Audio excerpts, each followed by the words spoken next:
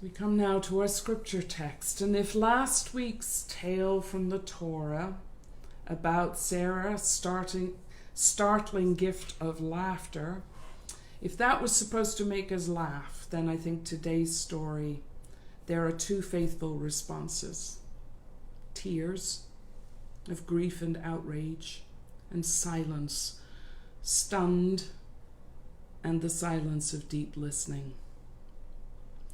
For a Father's Day text, this passage from Genesis 16 and 21 is an utter fail. Abraham is no paragon of paternal value and virtue at all. On the other hand, for the text that falls on today's National Indigenous Day of Prayer, and falling as it does in the midst of a groundswell of a painful reawakening of white people to the impact systems of privilege continue to have upon people of color all around the world and close to home, this text could not be more appropriate. It is a horrifying story of ethnic othering, of surrogacy and privilege gone horribly wrong. It's a story that has no one postal code nor one date stamp. It's a story where the shadow of hope can be glimpsed on the far horizon, a God dream of making a way in no way. As we listen to this story, let's remember that it comes down to us from the remnant of Israel, the survivors of a culture-ending war, who lived as foreign workers indentured to the machinery of the Babylonian Empire. They told these stories of their beginnings, as all people do in times of threat and crisis, when the bottom falls out and everything seems over and ended. But what stuns me every time I open these superficially simple yet deeply complex texts from the Torah, what stuns me is how the people of the book chose to remember not only the stories when they were once the heroes, but the stories when they got it horribly wrong. So this morning, I'm not going to ask you to sit comfortably as this story comes and goes, but to brace yourself for a very uncomfortable one. A story.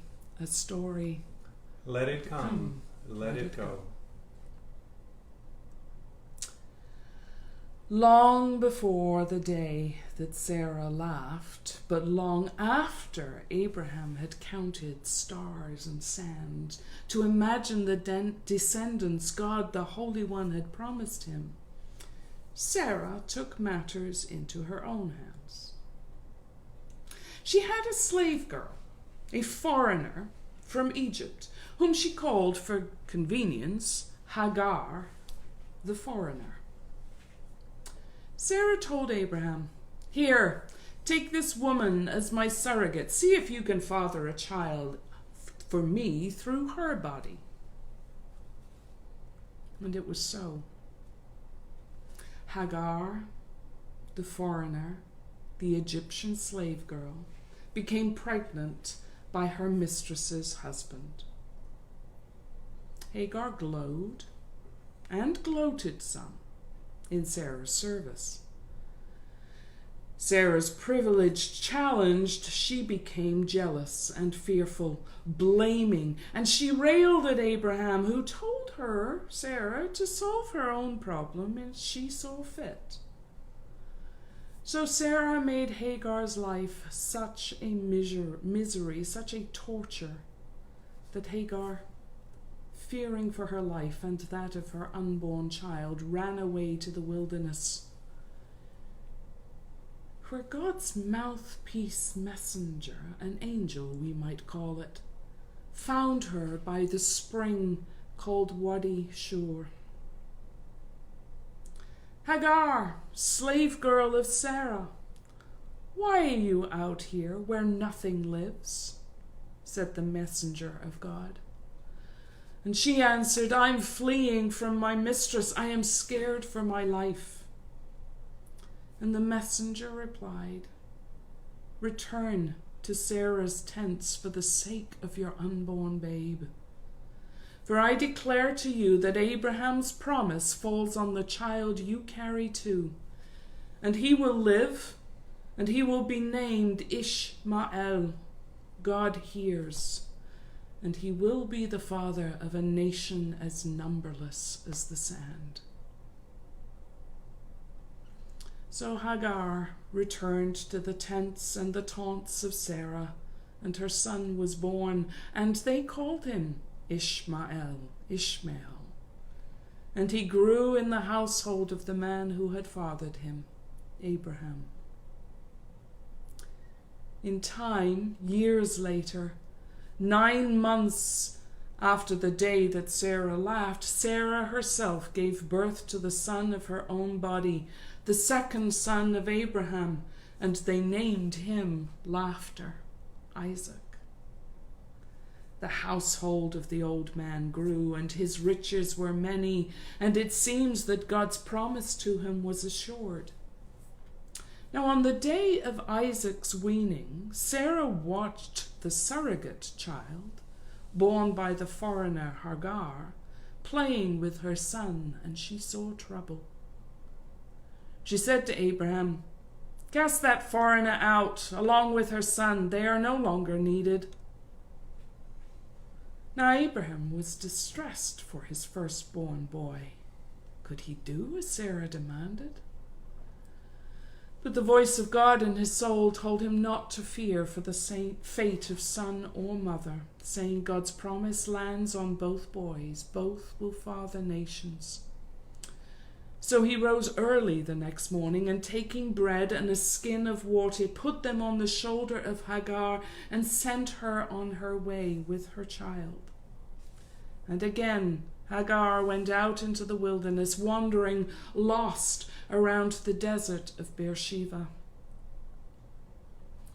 When the water in the skin was all gone, and the bread all eaten, she put her son under a bush, and she walked a great bowshot distance away, crying to the desert winds, "Don't let me look on the death of my boy." God heard. Ishmael. God heard the wails of the boy, and the messenger of God with angelic greetings said, "Fear not, Hagar, for God hears Ishmael. Take him and hold him fast with your hand, for my promise holds, he will father a nation." And Hagar took her son hand fast, and look, there, a wellspring in the desert. Refilling the skin, she gave him water, and he and his mother survived. He grew tall and strong and became adept with the bow, a hunter-provider in the wilderness. And it was his mother, Hagar, who sealed the promise of God by finding Ishmael a wife from among her own people, Egypt. This is the witness of Israel. Thanks be to God. Please pray with me. We sit uncomfortably with this text, Holy One, knowing that you need us to listen for a word from you. So may the words of my mouth and the thoughts we all have be ones that bend the arc of your dream towards true. Amen.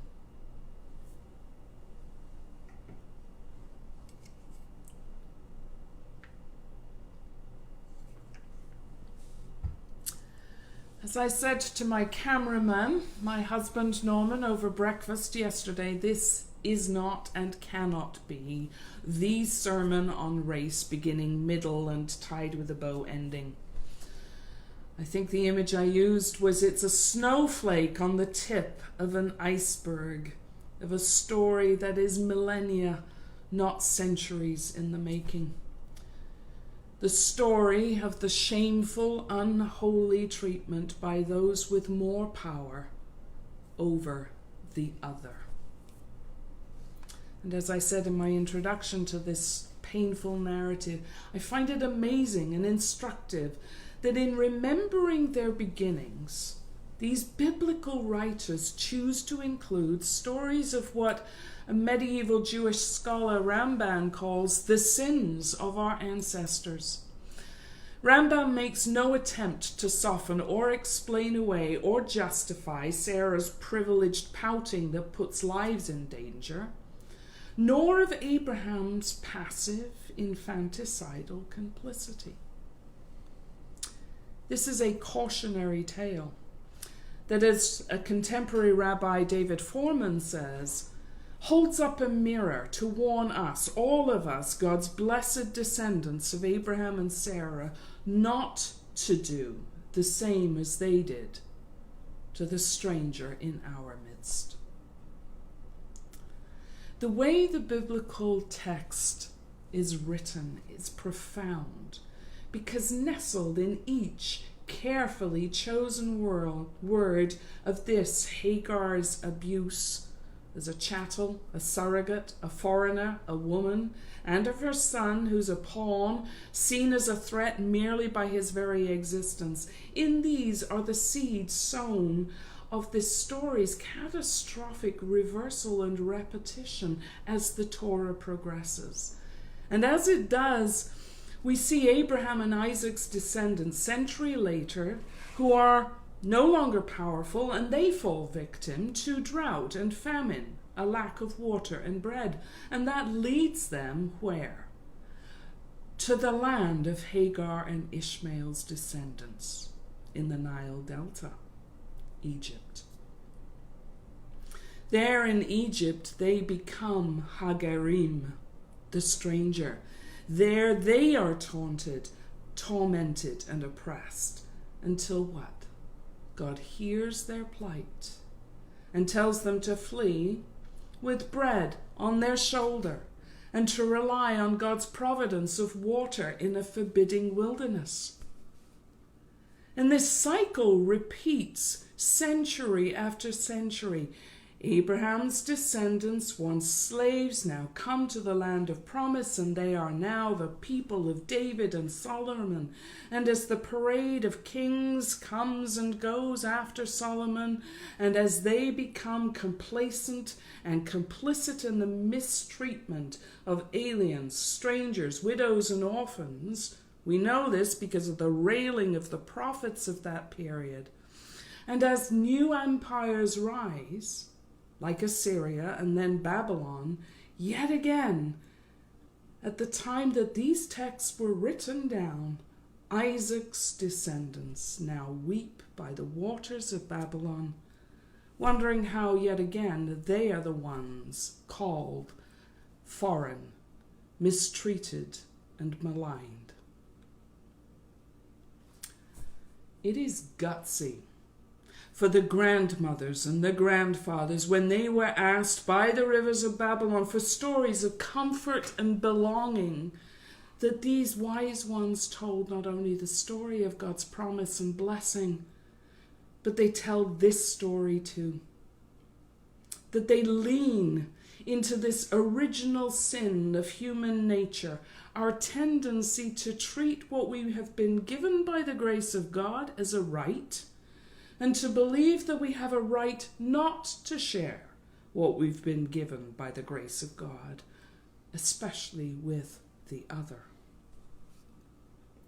It is gutsy for the biblical canon, this book, not to have whitewashed, redacted, or erased the history of God's people being at times the abuser, not the abused. And it will be gutsy of us if we dare to do the same.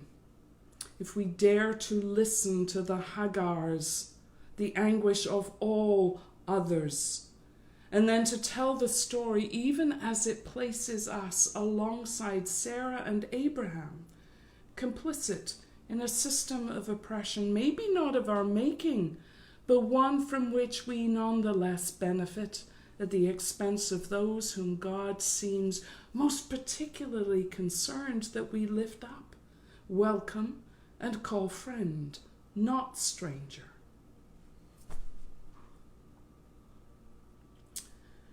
But this is Hagar's story, so let me leave that there and turn to her. She is at the center of this text. As I shared with the Midrash group earlier this week, it took me sitting silently, reading and listening to the wisdom of African American women biblical scholars to see how powerful this biblical tale becomes when we not focus on Abraham or Sarah or Ishmael, but on her. Through the eyes and pen of Dolores Williams and Wilda Gaffney, I'm able to see that this story of the near sacrifice of Ishmael becomes the story of the triumph of Hagar. She is the victim of racial and sexual abuse. She is the single mother. She is the left out other. She is the refugee. She is the working poor adult who will do anything, whatever it takes, to make a way out of no way for her child, whom she will hold handfast and keep for him the heritage that is owed to her, because God hears and sees that child when no one else does.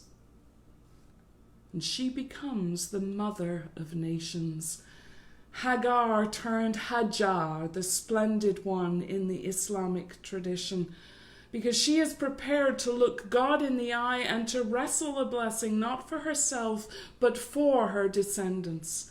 And in so doing, as Will Gaffney says, she becomes the mother of Harriet Tubman and of all the women and men who have labored to free their children from slavery. She is the mother of the help who raise their employers' children.